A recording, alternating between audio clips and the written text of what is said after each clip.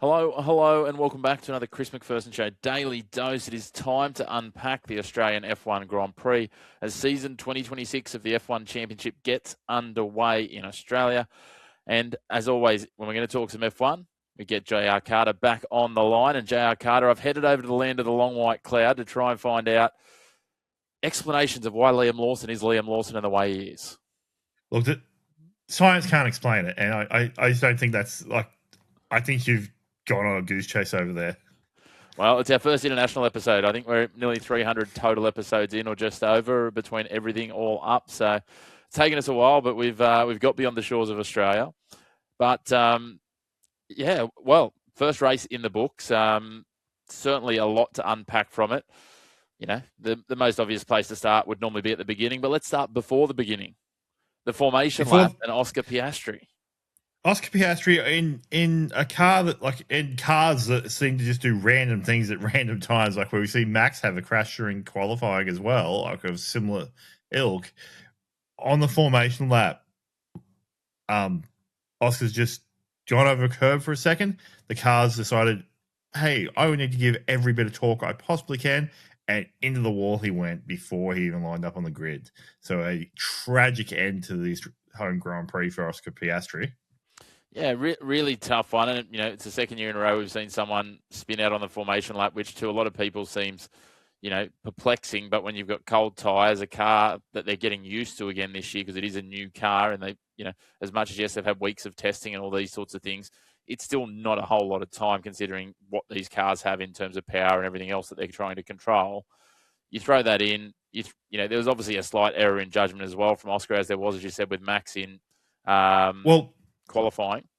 This is with Max's was actually a software issue where the software actually had caused the torque to sort of expand exponentially, which I haven't seen any results from what happened with the McLaren yet, but it could very well be the same thing, that just at a certain point, the software just goes, oh, you need torque, and it gave that torque. It was interesting. Zach Brown afterwards tried to say, and this was immediately after the race, and I'm not sure how much data he actually had to hand, but he said at this point they hadn't seen a spike in torque. But as you say, there would have been a lot more to debrief and pull the cover back on. And, you know, it wouldn't be out of character for Zach to maybe, you know, throw Lando under a, you know, local, I was going to say a bus, but probably a tram, seeing it's Melbourne. That's right. Yeah. Like for Zach would have been doing anything to make Lando look better.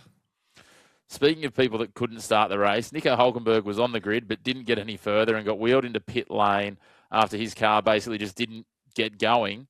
Tough for Hulkenberg and the Audis. But the other piece of this that I want to talk about is, and if anyone's been on social media and seen anything F1 recently, Franco Colapinto has somehow, he had another car in front of him, I'm not sure who it was, as they swung around, he had literally the smallest of small decision windows in split seconds to somehow basically turn almost at right angles on the track with a wall on his right and narrowly swing through a gap, which is probably the best piece of driving I've seen from Franco Colapinto in his very limited career to this point. Yeah, it was a very impressive move on, I believe, New Zealand's own Liam Lawson, where he just zipped around the side. Like, it was perfect. And the other driver's response to it was like, okay, look, that's skill. It certainly is skill. Back to Hulkenberg. Tough way to start the year for him and for Audi. Based on the testing results, we weren't expecting them to be pace setters. But, you know, it's really heartbreaking for these guys when, you know, you get all the hard work done up to that point and then hardware, software leaves you stranded on the grid. That's right. But there is a key takeaway for Audi in that they made the top 10 with Gabriel Bortoleto, which goes to sort of talk about the fact that there are 8 different teams in that top 10. So that's actually a great result for the sport in general, where like you've just got like a great spread of the grid in the top 10. I know we had significant DNFs to sort of assist getting there, but that's a good spread for week one. To be fair, I think a lot of experts were projecting more DNFs than we actually had. I think we had 6 in the end. 7 if you can't count Lance Stroll, who just scraped into being classified, and we'll talk about him in a minute and their team in general. But the others I want to talk about while we're going through some of these, and you know, the heartbreak side of it is obviously Isaac Hadjar. Australia's just not a fun place for Isaac. No, he hasn't had a great run here. Last year he had like the odd debut, put it to the wall on the formation lap. But this time, look, it's showing up. amazing promise in that second Red Bull, where he was sitting in third there for a little while and like was in touch with the leaders. Like while there was some gaps sort of definitely opening up, he was in the numbers. Like, and he was going to remain in that top five no matter what sort of happened. But the only thing that could happen was the car fell over, and the car in fact fell over on its own. Yeah, it was pretty disappointing, as you said. Maybe a very small sample size, but maybe we're seeing a glimpse of some Red Bull curse dissipating at least. But I guess we'll wait and see. On the other side of that team, Max Verstappen, well, he looked like he might have had some Red Bull curse, as you touched on, crashing out in qualifying. Started from 20th, and that was only aided by the fact that other people didn't qualify either. Starts from 20th, does what Max does, just carved through the grid despite a sluggish start, managed to get himself all the way up to finishing in 6th. And you and I were talking about just before off the air, was absolutely nipping at the heels of Lando and had him for pace. If this race is a 60-lap race, he probably finishes 5th. That's right. Like, and Lando was proving like just he's not a great driver either. Like the Max just was all over him from the moment he got near him. But yeah, like that's just a great run from Max, like carving through the grid, showing that Red Bull does have genuine pace. As for if it's on pace with what Mercedes and the Ferrari is doing right now, that's going to be a question more for China in a week's time. But yeah, like a great result given where Max started.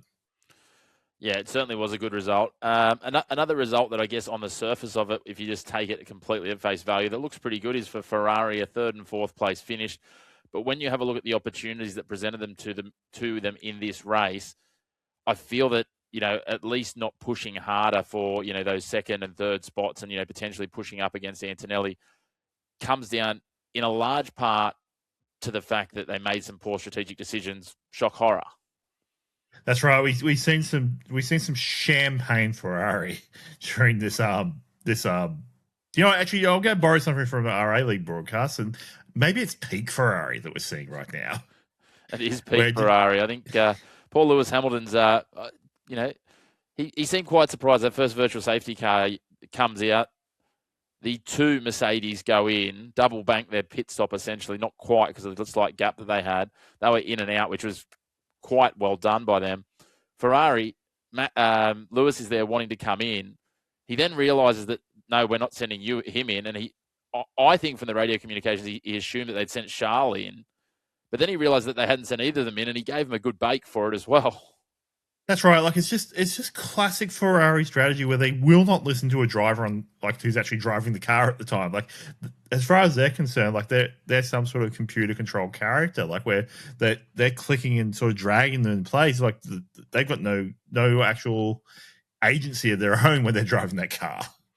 It really feels, and they use this term quite a lot in the radio comms of both drivers. It really feels like Ferrari has plan A and plan A. Doesn't matter what else is happening. We don't need to adapt. We'll just stick to plan A. Like, it's that, that image of a guy who's getting there and he's going outside and he's got his sunglasses on and he's put his sunscreen on. It's now hailing and he's like, no, that's fine. I'm set for the day. I'm just going to keep on pushing forward and go and work on my tan. Yeah, like it's almost like it's almost an arrogance, really. Like where like the Ferrari engineers or the Ferrari strategy team just will not budge, like in any circumstances. Like they'd obviously decided they wanted to pit on a certain lap. That wasn't the lap that pit stop could occur. So they're like, nope, we're not doing that. Yeah, it was an interesting one. I think they might have thought they'd got their saving grace when Valtteri Bottas broke down, but they were the 2 cars that had gone past at that point in the pit lane. Then by the time they came back around, pit lane was closed because they're bringing Bottas into pit lane.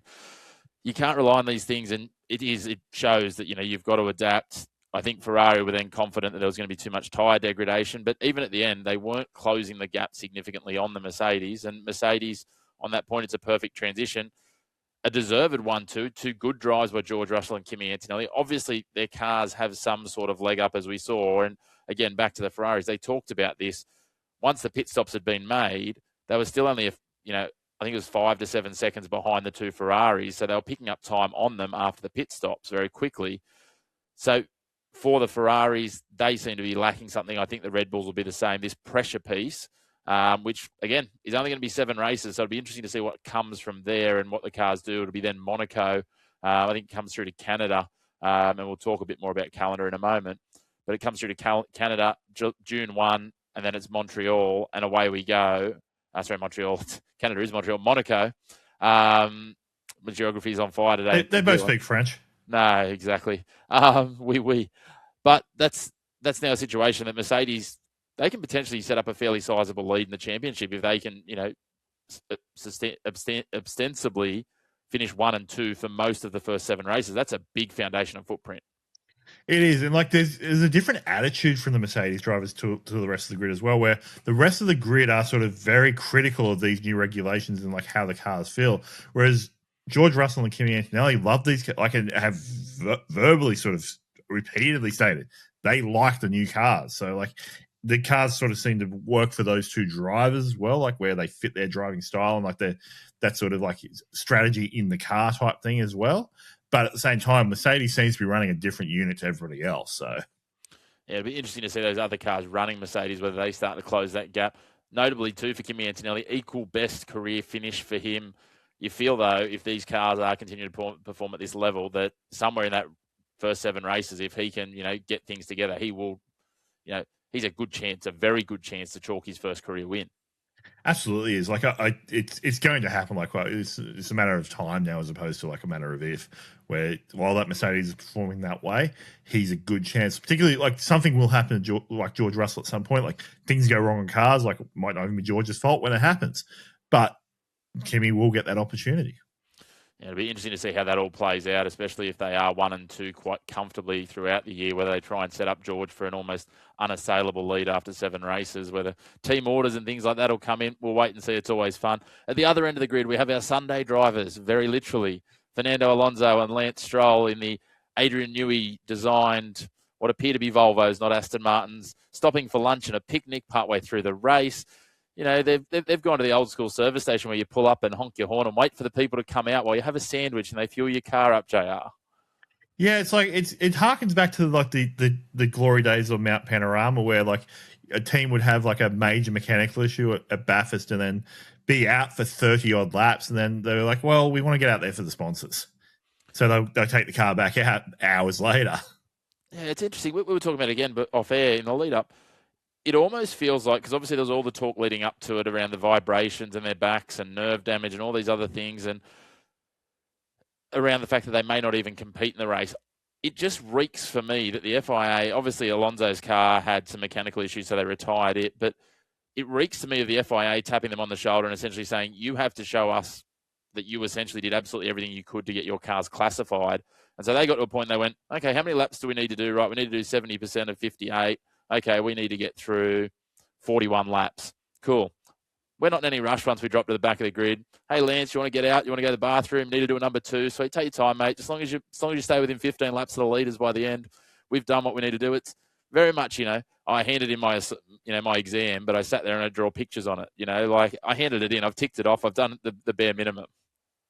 I think that's sort of a bit of that going on, as well as a bit of data collection, like where realistically there's nothing stopping them from going out there and just like treating it as a little bit of a further test, really, where they can get data back on the cars, try and figure out what's actually going on. Some of the information that's been coming out about Honda in the last few days has just been absolutely horrific. I don't see that engine partnership actually lasting beyond like whatever the contracted period is, because for Honda to have showed the disrespect they have, like, and not treated it as a serious endeavor is a bit of a problem, I think, for Aston Martin. Yeah, it certainly seems that way. Unsurprisingly, of the teams that finished at the back of the grid, Aston Martin, we had Stroll, I think he was plus 15 laps. Perez in the Cadillac, which they'll still be in a similar position. I think he was down 3 laps. And then the Williams as well, both outside of the points. I think of the teams that maybe finished 2 cars, just at a quick glance, I think that the Williams might essentially have been the only team that didn't get any points. That's right. Yeah, so all the other teams, like just based on that, and I think based on the math, having 8 teams in the top 10, there was a lot of single runners in that top 10 as well. Like you had your top 4, which were the 2 major teams, but then everything beyond the top 4 was an individual team. Yeah, it certainly was. So interesting to see Pierre Gasly getting into the top 10. We know that he's going to more than likely be the stronger driver there, as you said. Bortoletto. Arvin Lindblad, again, we haven't really talked about him, but solid on debut. Solid on debut, points like first one up. Also shutting down journalists about like asking about pressure. He's like, look, it's my first race. What do you want? Yeah. And our man Ollie Beerman Great as well, response. just doing his bit in the Haas as well, picking up some more points. He's fairly solid for just to sneak into the back end of the top 10 finish and just consistently sort of sit 6 to 12 sort of runner.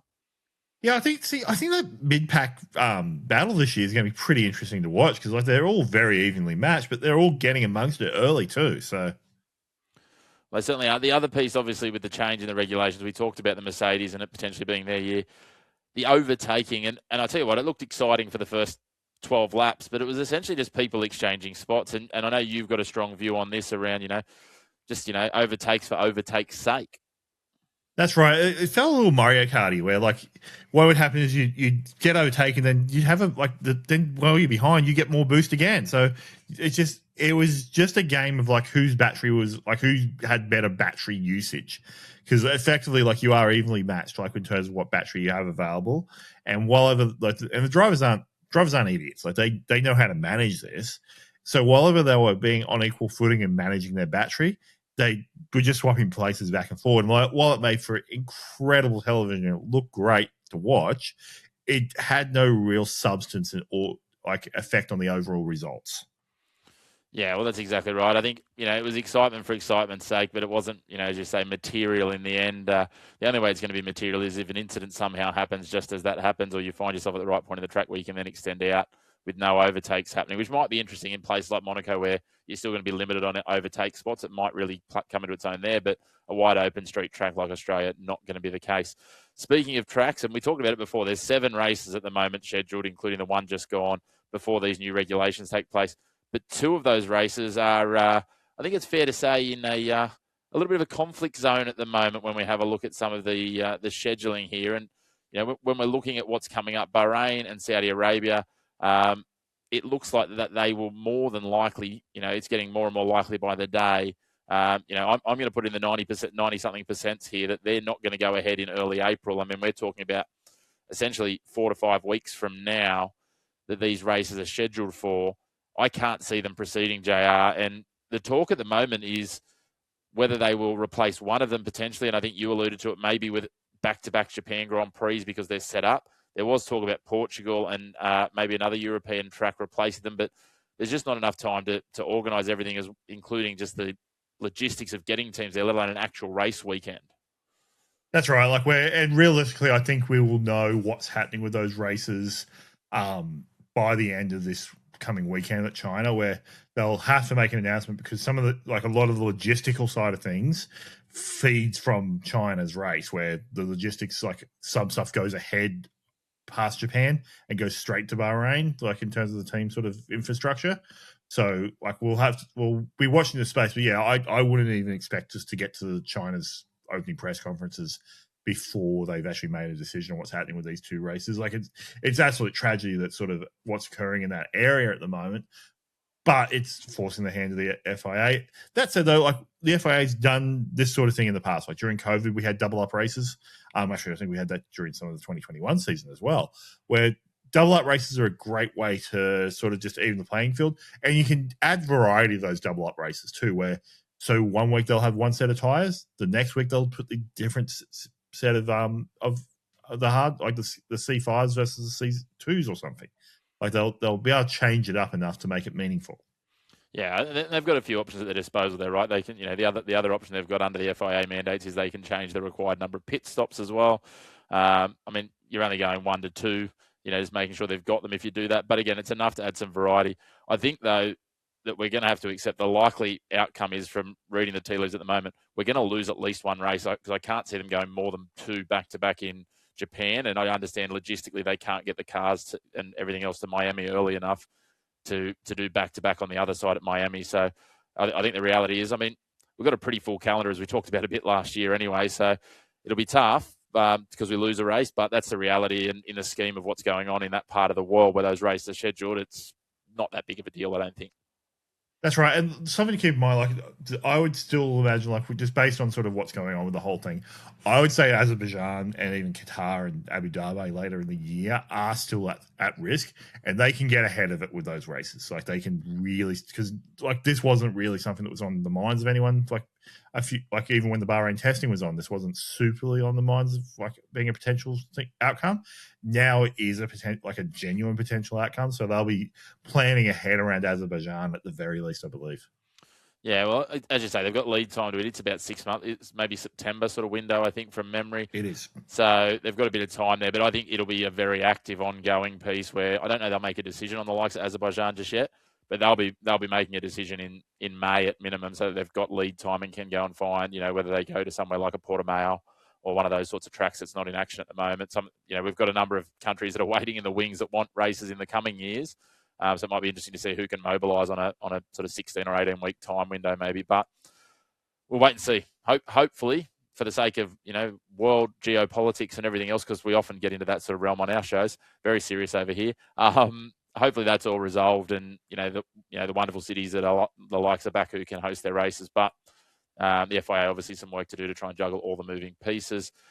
Really looking forward to it. What are we expecting from China? Obviously last year it was McLaren dominated. I think George Russell third. I can't see much more than Mercedes unless there's some sort of really anomalous weather in China that much more than Mercedes, a victory. Realistically, you need to see both cars not finish for them not to win this race. That's right. And but that's it though. Hopefully we'll get to see what Max is really capable of at the beginning of a race, let alone because he was weaving through back markets for the entirety of the AusGP. I'd love to see him start in that top three and just see where the Red Bull genuinely sits, because we didn't get enough information where Hadjar dropped away because of his DNF, and Max didn't sort of get up to that lead pack till much later in the race. So I'd like to see what's going to happen there.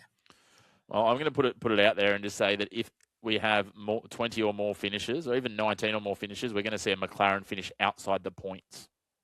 I 100% agree. 100% agree with that assessment. I think it'll be Lando. Yeah, well, Oscar's got to finish to get inside the points. If he doesn't finish, he can't finish outside the points, JR. That's good technicality to have. Great logic. I got through the whole season without finishing outside the points. Oh, wow. Yeah, I only completed 2 laps in a season. But anyway, well, mate, I'm looking forward to China. I think we've already popped something out there, but we're looking at doing a live stream for the Japan F1 Grand Prix, which I'm really looking forward to. That's going to be exciting. The time schedule works for us. We'll be trying to cram this China one in around some other commitments this weekend. But again, F1's back. It's exciting. That mid-pack battle, which essentially for mine, outside probably the top 3 teams, is almost everyone else, barring maybe Aston Martin and Williams at the moment. That anyone, if they've got good enough drivers and good enough cars, if they can get a good, consistent race out of them, that they've got it. We saw it on the weekend. They've got a case to be pushing for points. That they do. And if we can see that top 10 just be diversified like that, every race, that's probably a win for these regulations, above everything else. Yeah, I think so. I think it's going to be great. And if it continues throughout the season, obviously, that contest for spots in the Constructors' Championship, which is big money differences, when we're talking about 5th versus 7th versus 10th with 11 teams this year as well, is going to be really exciting to see on the run home. But as always, JR, a huge thank you to you, and bring on China next weekend. Absolutely. And a big thanks to all of you for tuning in as well. Of course, if you haven't already, make sure to hit like on the video, hit subscribe on the channel, and get involved in the comments. Let us know who your dark horse is. Who's one of these mid-pack teams that you think can, push their way up, and maybe they've got one of their drivers that you can see finishing 5th or 6th in the championship overall. It's not outside of the realms of possibility with these new regulations that appears after one race. But until next time on your home of the Black and White of Sports, no great opinions here. Thanks for tuning in, and make sure to head over to @the Chris Mack Show on all your favourite social media channels to check out our short sports snippets.